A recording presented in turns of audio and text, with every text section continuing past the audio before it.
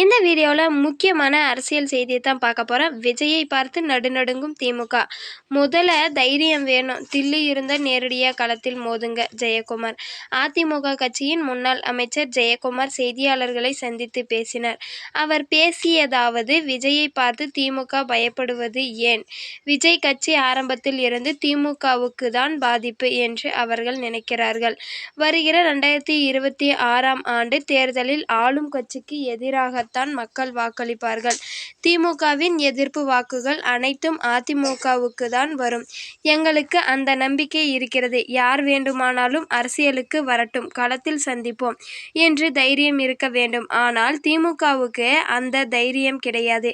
திமுகவின் வாக்குகள் அனைத்தும் விஜய் கட்சிக்கு சென்றுவிடும் என்ற பயத்தில்தான் ஆரம்பத்திலேயே வளரவிடாமல் தடுக்க பார்க்கிறார்கள். மேலும் விஜய் வளரவிடக்கூடாது, நசுக்கிவிட வேண்டும் என்பதில் திமுக தீவிரம் காட்டுகிறது எனவும் கூறினார். இந்த வீடியோவை பிடிச்சிருந்தா சப்ஸ்கிரைப் பண்ணிக்கோங்க, கூடவே ஒரு லைக்கும் போட்டுக்கோங்க, பக்கத்தில் இருக்கிற பெல் பட்டனையும் கிளிக் பண்ணிக்கோங்க.